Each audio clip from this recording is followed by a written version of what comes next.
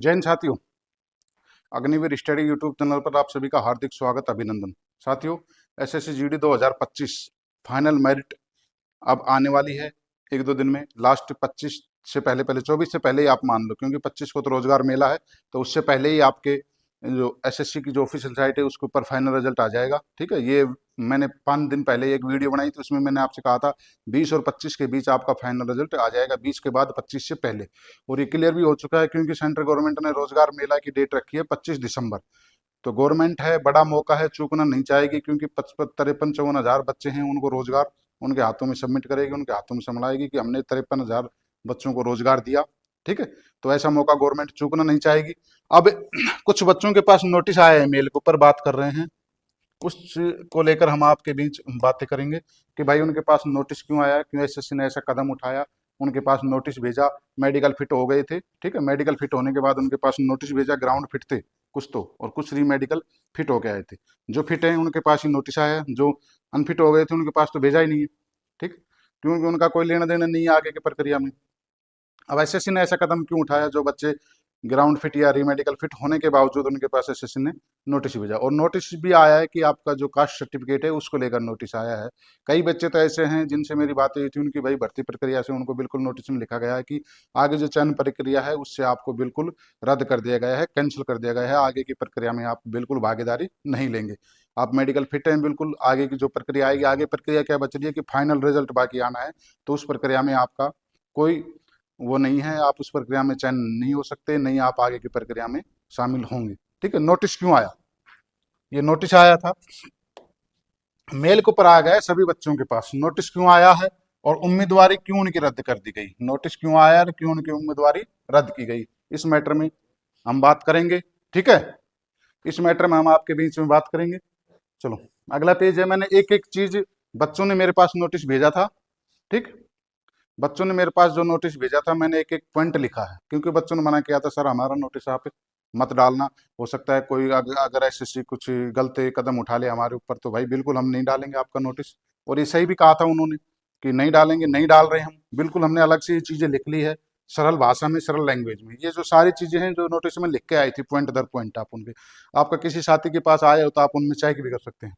Documents verification DV के समय जो डॉक्यूमेंट्स हुए थे, डीवी डॉक्यूमेंट्स वेरिफिकेशन के समय, आज मेडिकल के साथ साथ आपके डॉक्यूमेंट्स हुए थे, उसके समय जब आपकी भर्ती कांस्टेबल 2025 के लिए एसएससी के माध्यम से जो भर्ती हो रही थी, तब आपने ओबीसी सर्टिफिकेट, ठीक है, ओबीसी कैटेगरी का सर्टिफिकेट जमा किया था। तो ज्यादातर ओबीसी वालों बच्चों के साथ ही लफड़ा हुआ है। ठीक है, अधिकतर ओबीसी वालों के साथ लफड़ा हुआ है, कुछ सीडब्ल्यूएस वाले भी हैं जिनके साथ लफड़ा हुआ है। ठीक है भाई, आपने जो ओबीसी कैटेगरी का सर्टिफिकेट जमा किया था, उसके कारण आपके पास नोटिस आया है। नोटिस क्यों आया है, देखो, ओबीसी सर्टिफिकेट आपका अमान्य पाया गया। क्यों अमान्य पाया गया, कारण क्या है इसका, क्यों अमान्य पाया गया? ठीक है, ये कारण लिख रखा है बिल्कुल। आपने जो ओबीसी सर्टिफिकेट दिया उसकी तारीख 16/12/2025 थी। एक लड़के ने ओबीसी सर्टिफिकेट जमा कराया था जिसकी उसमें तारीख थी 16/12/2025। इस तारीख का वो ओबीसी सर्टिफिकेट जब मेडिकल देने गया, डीवी करवाने गया, तो तब वो लेके गया था। यह सर्टिफिकेट एसएससी के नियमों के अनुसार तिथि से बाहर, ठीक है, तिथि से बाहर पाया गया है, वैलिड डेट से बिल्कुल बाहर पाया गया है। एसएससी के नियम थे, दिनांक 17/8/2017 ने जो एसएससी ने नियम बनाए थे उसके अनुसार ऐसा सर्टिफिकेट स्वीकार नहीं किया गया। जो एसएससी ने पहले ही नियम निकाला होगा जब आपका फॉर्म भरवाया था कि इस डेट से पहले आपका सर्टिफिकेट होना चाहिए, चाहे ओबीसी का हो, चाहे ईडब्ल्यूएस का हो, चाहे एससी का हो, चाहे एसटी का हो। ठीक है, अगर आपका सर्टिफिकेट, आपके पास कैटेगरी सर्टिफिकेट नहीं है तो आपको यूआर कैटेगरी में शामिल कर दिए जाएंगे, अगर आपकी एज है तो।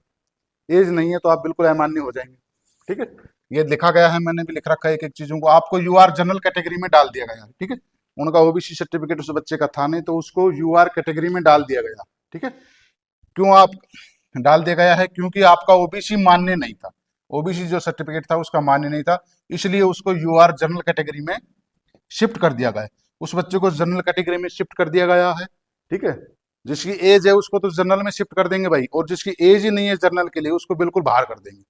और बच्चे थे मेरे पास जिनको बाहर किया गया, उनको बाहर, उनके पास ये भी आया था, जिसकी एज थी उसको तो जनरल कैटेगरी में रख लिया भी, आप मेरिट में प्रक्रिया में शामिल हो, जो फाइनल मेरिट आएगी उसमें आप शामिल रहेंगे।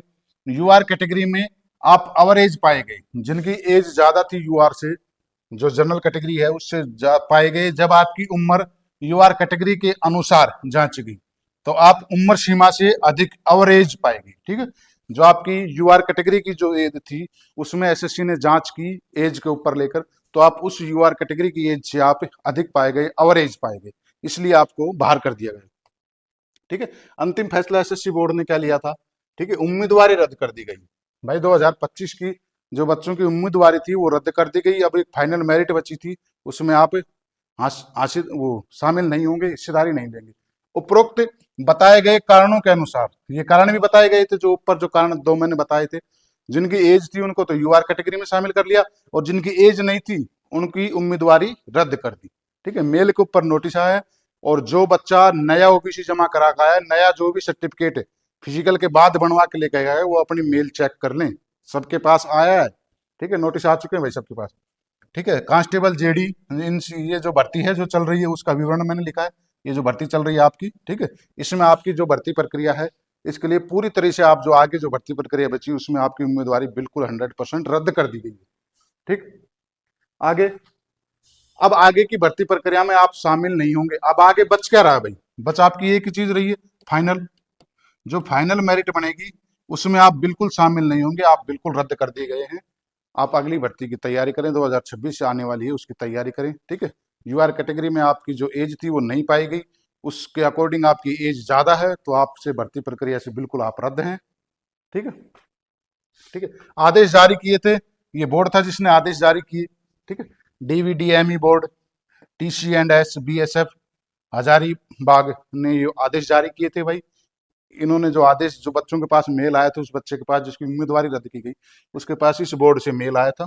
ठीक, अब सीधी भाषा में बात करें, सरल भाषा में, ठीक है, तो ये सीधी भाषा में जो निष्कर्ष निकला था, गलत अमान्य ओबीसी सर्टिफिकेट देने की वजह से आपको जनरल कैटेगरी में माना गया। ठीक है, आपने ओबीसी का जो सर्टिफिकेट दिया था अमान्य था, उसकी वजह से आपको यूआर जनरल कैटेगरी में मान लिया गया।